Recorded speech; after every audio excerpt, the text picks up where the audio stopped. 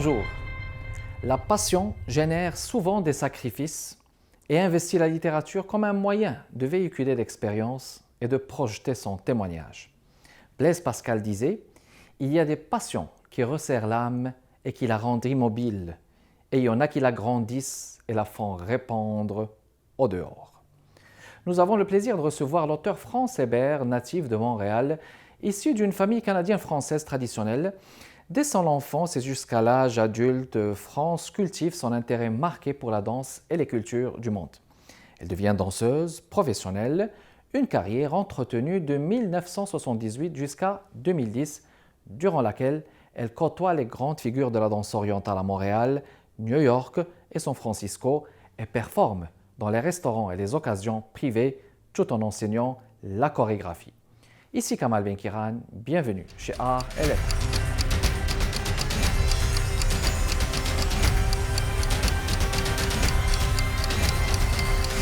France, bonjour. Bonjour. Ravi de vous accueillir chez Art et Lettres, auteur, mesdames et messieurs, de Petite histoire de l'aventure en arabesque d'une ingénue. Oui. Très beau livre que j'ai eu le plaisir de lire, publié chez les éditions Bellefeuille. Oui. Alors, Petite histoire de l'aventure en arabesque d'une ingénue, je dois vous dire que le titre m'a intrigué aussi au niveau du dernier mot. Pourquoi une ingénue? Une ingénue parce que je suis arrivée à la danse orientale lorsque j'avais 22 ans et j'étais une personne avec un caractère très candide, ayant été élevée dans une société où les gens étaient ouverts aux autres et ne voyaient pas, ne pensaient pas à mal. Donc, je suis arrivée avec assez d'innocence dans le milieu de la danse orientale et au bout d'un an, dans le milieu professionnel. Oui. Alors, évidemment, lorsqu'on se met à faire une activité au point de vue professionnel, il faut développer le caractère. Oui. Donc, c'est la raison pour laquelle... mais j'ai toujours gardé un genre d'innocence et de fraîcheur par rapport à ce que je faisais. De fraîcheur aussi, hein, et d'innocence. Je pense que l'ingénuité peut toujours aussi passer pour une vertu, hein, parce que ça peut aider à développer aussi notre passion.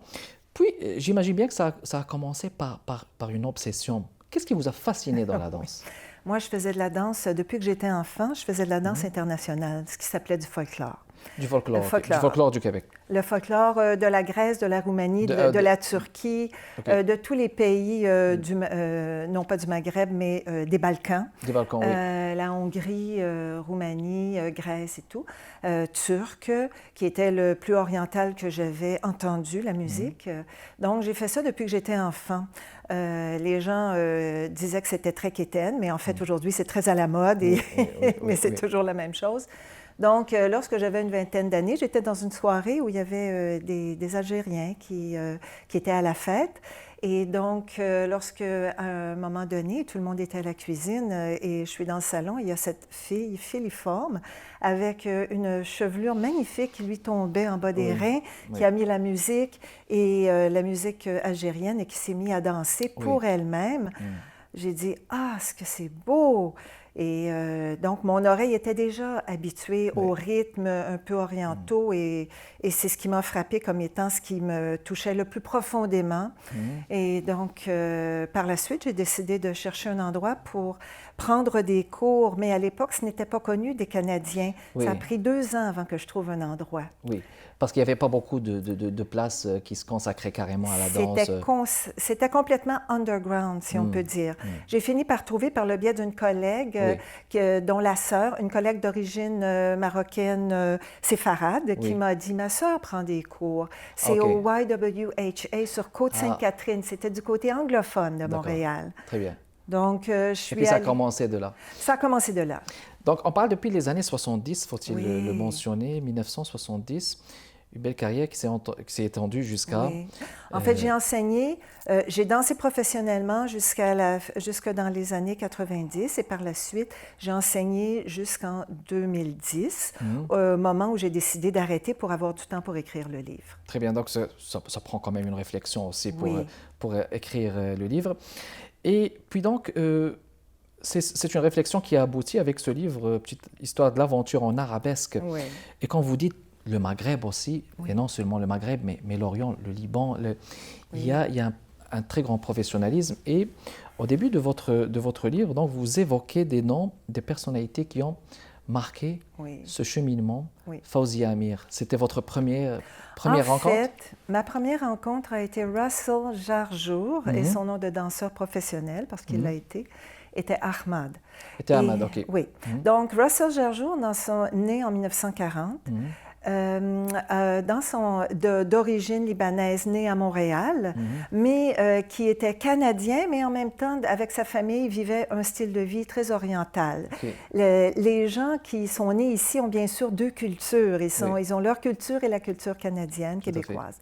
Donc, Russell Jarjour, dans son adolescence, était quelqu'un de très artistique et donc ses oncles allaient au cabaret ouvert par Fawzia Amir, qui est la pionnière ultime, la Source. La Source, oui. Et d'après Russell, la meilleure danseuse qu'il ait jamais vue dans toute sa carrière, c'était véritablement Fawzia Amir.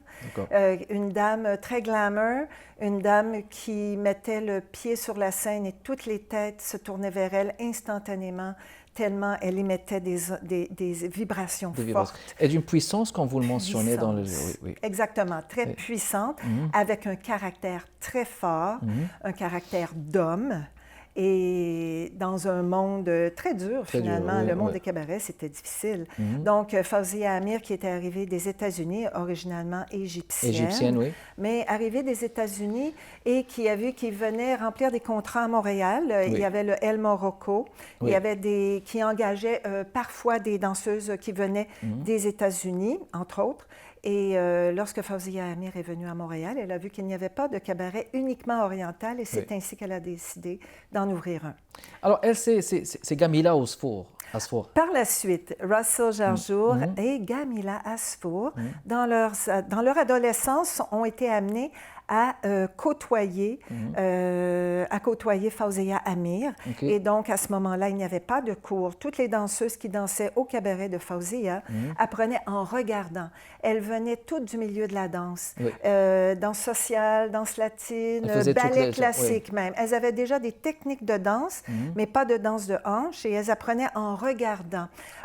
Russell Jarjour, lui, dans sa culture, à chaque dimanche après-midi, toute la famille se réunissait. Et qu'est-ce qu'il faisait pour s'amuser? Il imitait les grandes danseuses, Samia Gamal, qu'il voyait sur les films. Qui sont des grands noms dans le firmament de la danse orientale. Jusqu'à maintenant, on se rappelle de Samia Gamal, oui. Voilà. Il y a d'ailleurs une photo de Samia Gamal que j'ai vue à Montréal. Exact. Elle avait 70 ans et elle était venue au festival égyptien qui a eu lieu au Château Champlain dans les années 80, vers 83 environ.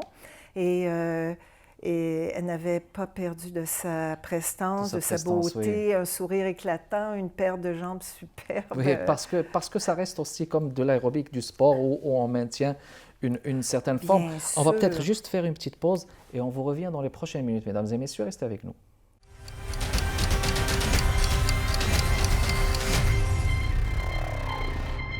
On est de retour, mesdames et messieurs, toujours dans le cadre de Art et Lettres avec notre invitée, France Hébert. Alors, France, le domaine de la danse, ce n'est pas un domaine facile. C'est assez pénible parce que il y a beaucoup d'affrontements, de défis, de challenges et des relations interpersonnelles qui ne sont pas toujours évidents parce qu'il y a une force de caractère dont on veut souvent faire. On veut souvent montrer qu'on n'est pas faible, mais on est fort. Donc, si vous permettez, il y a une page fascinante justement sur les relations interpersonnelles. Je vais lire un court passage, si vous le voulez bien. Showtime, les relations interpersonnelles ou Showtime 1981, mesdames et messieurs. Ne criez pas après moi, choc et effet. Jamais n'avais-je eu à utiliser cette expression avant de travailler dans les restaurants arabes. Est-ce facile à apprendre? Non, car j'ai grandi dans un milieu où les gens parlent calmement. Je l'ai entendu en premier lieu dans la bouche de Georges Khoury au Beyrouth. Et à un moment où son interlocuteur s'est adressé à lui sur un ton énervé, connaissant Georges et son sale caractère, la personne avait probablement de bonnes raisons d'être énervée. Georges a prononcé la phrase d'un ton autoritaire, effet immédiat, je l'ai retenu. Je travaille pour et au milieu des gens qui ont le sang chaud, on pogne les nerfs vite. Mais est-ce qu'il y a moyen tout de même de se contrôler? Est-ce que vous avez eu des fois un accrochage qui vous a marqué tout de même En fait, durant ce parcours? bien, en fait, j'ai retenu cette phrase en me disant « Ah, ça fonctionne bien ». Par exemple, un jour, je suis arrivée pour danser dans une fête et donc on m'accueille, on me montre l'endroit où je me change. Et la dame, soudainement, une dame que je ne connais pas du tout, arrive et commence à me parler, mais comme si elle me houspillait et je ne savais pas du tout la raison. Et donc, j'ai décidé d'utiliser la phrase, j'ai dit « Ne criez pas après moi ». Et elle a arrêté instantanément. Alors, parfois, on apprend par imitation. Oui, parce que vous avez raison de le faire, parce que le laisser aller aussi. Oui, il faut. En fait, on est seul lorsqu'on fait ce métier. On est seul lorsqu'on répète la danse. Oui. Il y a le côté artistique, mais il y a le côté personnalité. Aussi. Donc, il faut apprendre à savoir s'imposer. Exactement. Parfois, j'ai fait des bons coups. Parfois, j'ai fait des moins bons coups. Mais on apprend de ces moins bons coups. Exactement. J'aimerais juste montrer ça c'est votre photo. France Hébert, nom de la scène, Soraya, en 1985, mesdames et messieurs. C'était votre nom d'artiste. C'était mon nom de scène, effectivement, c'était votre nom Soraya. Mais est-ce que c'est un nom de scène qui vous a été dicté ou c'était vous qui l'avez choisi? Je l'ai choisi avec l'aide d'un musicien. Le premier soir où je suis allée rencontrer, l'après-midi où je suis allée rencontrer donc l'orchestre avec lequel j'allais travailler. On m'a demandé, c'était le deuxième endroit où je travaillais. Le premier endroit où j'ai travaillé à Québec, on ne m'annonçait pas, donc je n'avais pas besoin de nom de scène. Mais au Beyrouth, il y avait une scène, il y avait un présentateur, il y avait un musicien, chanteur, danseuse, donc je devais avoir un nom de scène. J'aimais assez Serena, mais on m'a dit « Ah, Serena, c'est espagnol. » Oui, effectivement. Donc, un musicien, Henri Azra, m'a mentionné. Je connais un joli nom qui n'est pas utilisé, c'était Soraya. Soraya. Et donc, mais Soraya, c'est une double consonance aussi, orientale, ibérique, espagnole aussi. Oui. Et je pense qu'il y a beaucoup d'Arabes qui nomment, qui est d'ailleurs un très joli prénom. C'est un joli prénom. Soraya. Puis, France, j'imagine que durant ce parcours, il y avait le stress d'abord de montrer sur scène. Il y a les nerfs aussi, on n'est pas souvent, hein, il faudrait qu'on soit souvent sur la même longueur d'onde que la personne qui nous parle et être souvent en équilibre. Mais il y a aussi cette recherche de l'authenticité. Dans vos actions, dans votre façon de danser. Est-ce que ça vous a souvent posé un problème, la recherche de l'authenticité, justement? En fait, j'étais très puriste. Ayant appris avec des professeurs qui étaient de grands professionnels et qui nous enseignaient et avec qui on partageait tout avec les professeurs dans ce temps-là. Il y avait la façon orale aussi. Avec mon professeur, j'ai passé mes journées à échanger sur la danse, à regarder les vidéos de danseuses lorsque ça a commencé, à parler des grands professionnels que lui avait rencontrés en travaillant à Las Vegas pendant 6 ans, dans les années 60. Donc, on échangeait énormément sur le style de danse, mais l'affiliation était directe à la façon égyptienne classique à ce moment-là, parce que lui avait appris, Fawzia Amir, c'était directement égyptien, et donc nous échangions beaucoup à ce sujet, et nous étions très préoccupés par le fait de faire les mouvements tels, tout en développant notre style propre, de faire les mouvements tels qu'ils étaient faits traditionnellement, et à la façon très arabesque, les mains de telle façon, les poignets de telle façon, très... ça se travaille. Je vous invite, si vous le voulez bien, un passage de votre choix, France Hébert, avec nous, mesdames et messieurs, petite histoire de l'aventure en arabesque d'une ingénue. C'est à vous, madame. Alors, le mot s'est passé qu'un nouveau restaurant va ouvrir. Un grand et beau restaurant. Ce sont les frères Zouki, Georges, Élie et Paul qui le dirigent. La rumeur dit que Georges aurait ouvert ce restaurant avec l'argent de sa belle famille qui habite en Arabie saoudite. Quoi qu'il en soit, Georges est un véritable aubergiste qui reçoit et prend soin personnellement de ses clients tout en mettant la main à la pâte, composant lui-même et inlassablement ses brochettes au début de chaque soirée. Le Jaime, la tente, est le lieu de vie des 3 frères et de leur famille, et on y célèbre les anniversaires et même les mariages. C'est ainsi que j'y verrai un dimanche soir une procession nuptiale entrer et prendre place à la table d'honneur installée devant la scène. J'y suis moi-même en pleine action à ce moment précis et, après un moment d'observation du coin de l'œil, je reconnais dans cette nouvelle mariée élégante la fille aînée de Georges, jeune personne à la mode d'une vingtaine d'années à peine qui, la semaine précédente, dansait librement en jeans serrés. Elle franchit ce soir l'étape qui l'a fait entrer dans le monde des adultes et qui transformera du jour au lendemain son rôle et son attitude. Je la reverrai quelques années après, mère et mature, se joignant en après-midi à la famille, les femmes, au restaurant, jasant et fumant abondamment. Donc, c'est sûr que... Observation sociologique. Excellent. Alors, on va faire une pause et on vous revient dans les prochaines minutes, mesdames et messieurs.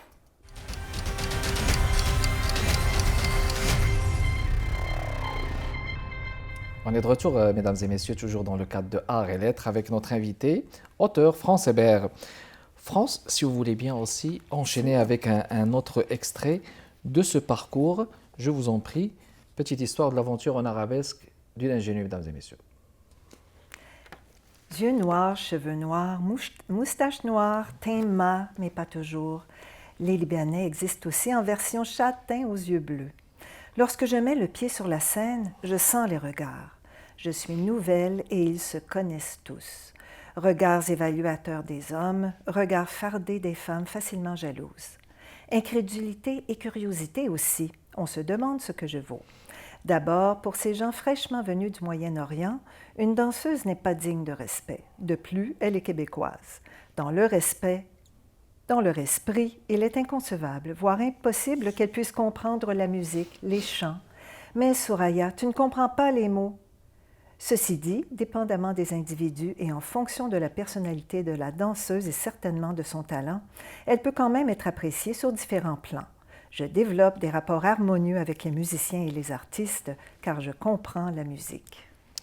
Alors, justement, il y a une question qui vient après cette lecture, qui est celle de certains préjugés que peuvent avoir certaines personnes justement sur la danse orientale, peut-être par manque de compréhension, peut-être par ignorance. J'imagine que vous avez dû faire affaire à ça bien beaucoup. Bien sûr, j'ai rencontré de tout. Il y a l'aspect culturel, il y a l'individu à travers cela. Il y a tellement d'aspects à la danse orientale, sociologique, ésotérique. J'ai vu des femmes qui sont venues me voir en me disant « il faut qu'il y en ait comme vous ».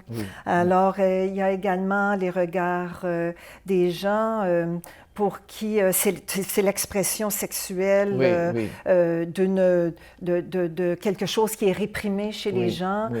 D'autres personnes, tout de suite, tombent en amour avec la forme d'expression. On voit de tout, on a vu de tout.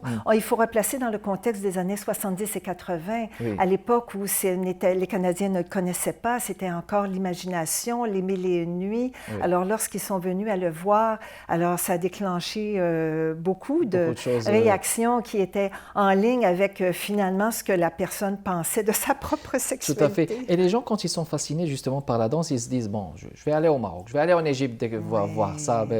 Ça serait aussi tellement bien de voir ça. Mais justement, en restant dans le contexte de la difficulté du métier, vous évoquez dans la page 195 le malaise de Souhaïla sur vidéo. Oui. Le malaise de Souhaïla sur vidéo. Oh mon Dieu, mais il ne se sent pas bien. Je dois absolument dire à Jamila qu'il l'amène chez le docteur. Oui. Est-ce que c'est l'âge? Est-ce que c'est le stress? Est-ce que à un moment donné... Non, en fait, c'était une expression de la danse que cette jeune danseuse dont nous venions de recevoir le vidéo, une jeune femme dont la mère était une pionnière américaine de la danse orientale. Et donc, à un moment de la danse où la musique ralentit et devient comme une zone grise, ni trop lente, ni trop rapide, la jeune danseuse faisait des gestes qui portaient à croire qu'elle était déséquilibrée ou peut-être qu'elle avait pris un verre de trop. Et donc, nous aimions bien plaisanter à ce sujet. Plaisanter, c'est toujours bien. Puis, donc, hein, vous n'avez pas été juste à Montréal, on va le rappeler, hein, New York. Oui, bien sûr. Bien sûr, Oui. j'ai voulu voir ce qui se faisait. Je suis allée à New York pendant 2 mois San apprendre avec Francisco. Ibrahim Farah, Ibrahim qui Farah, oui, était oui. un très grand professeur. Je suis allée à San Francisco voir Jamila Salimpour. Oui.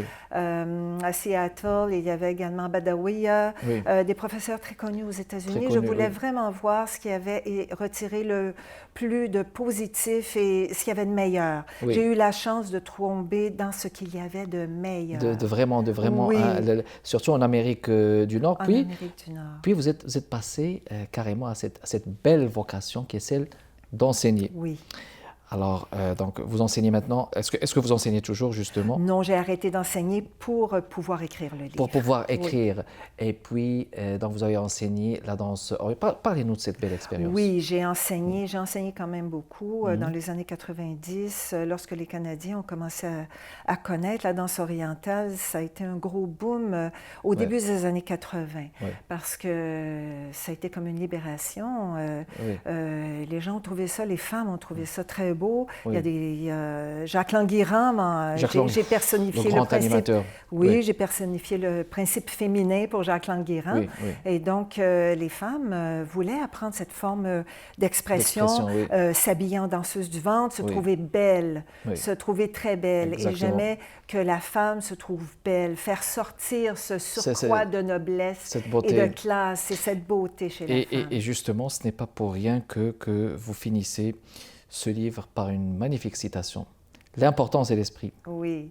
Commentaire. L'important, c'est l'esprit, la chaleur qui se dégage de la danse, en ayant appris avec de grands professionnels et des gens d'origine libanaise et qui transportaient en eux tout cet esprit, toute cette âme qui retourne, qui nous fait aller dans les constellations, les étoiles au-dessus du désert. Voyager, c'est l'esprit de voyage. Exactement. Et puis, peut-être après avoir écrit ce livre, il y a sûrement un message beaucoup plus spécial que vous avez voulu transmettre, France Hébert. C'est lequel? Eh bien, en fait, je dirais que le fait d'avoir eu le très grand privilège de travailler avec une autre culture, de faire quelque chose qui fait appel à une autre culture, m'a énormément enrichi. Donc, c'est de l'enrichissement. Petite histoire de l'aventure en arabesque d'une ingénue. Très beau livre chez Bellefeuille Édition, mesdames et messieurs. Les gens qui voudraient la voir, Bellefeuille, comme ça s'écrit B-E-2-L-E, Feuille, F-E-U-I-L-L-E, il faudrait bien l'épeler. À commercial, belle.net, mesdames et messieurs. France, merci beaucoup d'avoir répondu présente à cette émission. Merci beaucoup de votre fidélité, mesdames et messieurs, de votre intérêt continuel. Kamal Benkiran avec vous. Portez-vous bien. À la prochaine.